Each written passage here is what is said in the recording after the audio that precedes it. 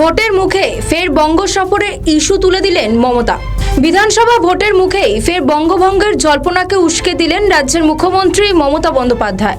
শনিবার ধর্মতলা ধর্ণা মঞ্চ থেকেই তিনি দাবি করলেন, বাংলা বিহার ভাগ করে নাকি কেন্দ্রশাসিত অঞ্চল হবে। একবার বাংলায় হাত দিয়ে দেখা, বেশি বাড়াবাড়ি করলে দিল্লির সরকার ফেলে দেওয়া হবে। মুখ্যমন্ত্রীর মুখে আচমকা এমনতর মন্তব্য শুনে বাংলার রাজনৈতিক আঙিনায় জোর জল্পনা শুরু হয়েছে। বিভিন্ন মহলের মতে এটা তৃণমূল নেত্রীর নতুন চাল। ফের একবার বাংলাকে ভাগ করা বিজেপির অভিসন্ধি নিয়ে তোপ দেগে একটি ইস্যু তৈরি করতে চাইছেন তিনি।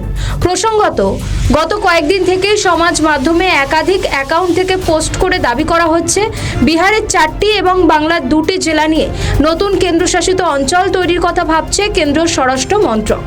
বিহারের পূর্ণিয়া, আরারিয়া, কিষানগঞ্জ ও কাটিহার এবং পশ্চিমবঙ্গের মালদা, উত্তর দিনাজপুর জেলার শিলিগুড়ি করিডোরকে ঘিরে এই নতুন কেন্দ্রশাসিত অঞ্চল তৈরি করতে চাইছে অমিত শাহর মন্ত্রক।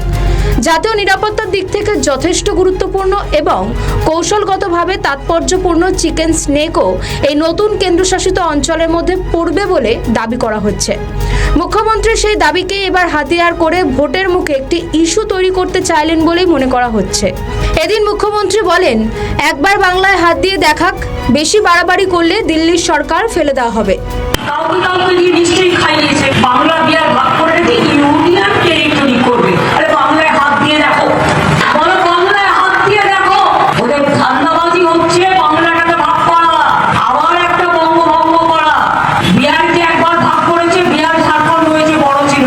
বিহারকেও ভাগ করার চেষ্টা করছে। আমরা পরিষ্কার বলি, ডাবল ইঞ্জিন সরকার যেখানেই ক্ষমতায় থাকবে সেখানেই লুটে পুটে খাবে। এটাই ওদের কাজ।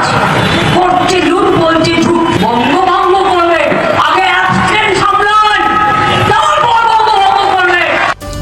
কিভাবে দিল্লি সরকার ফেলে দেওয়া হবে তাও ব্যাখ্যা করেছেন মুখ্যমন্ত্রী।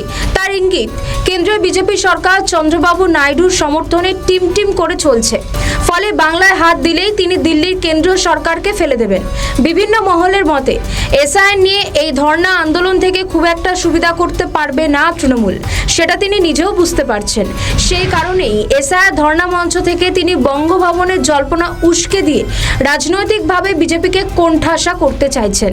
যদিও মুখ্যমন্ত্রীর এই দাবির পরপরই কেন্দ্রের তরফে পিআইবি এক্স হ্যান্ডেলে বিবৃতি দিয়ে দাবি করা হয় এটা ভুয়ো খবর। পিআইবি দাবি করেছে, সোশ্যাল মিডিয়ায় নতুন কেন্দ্রশাসিত অঞ্চল নিয়ে যে দাবি উঠছে তা সত্য নয়, এমন কোনো চিন্তাভাবনা কেন্দ্রের নেই। তবে তৃণমূল যে এটাকে হাতিয়ার করে জোরদার প্রচার করবে তা তৃণমূল সুপ্রিমোর কথায় স্পষ্ট। অন্যদিকে রান্নার গ্যাসের দাম বৃদ্ধিকে ইস্যু করেও আন্দোলনে ঝাঁপিয়ে পড়ার নির্দেশ দিয়েছেন মমতা বন্দ্যোপাধ্যায়। আমাদের ভিডিও ভালো লাগলে লাইক ও শেয়ার করুন, কমেন্ট সেকশনে আপনাদের মতামত জানান। আরও ভিডিও পেতে আমাদের চ্যানেলটিকে সাবস্ক্রাইব করুন এবং প্রতি মুহূর্তে খবরের আপডেট পেতে প্রেস করুন বেল আইকন।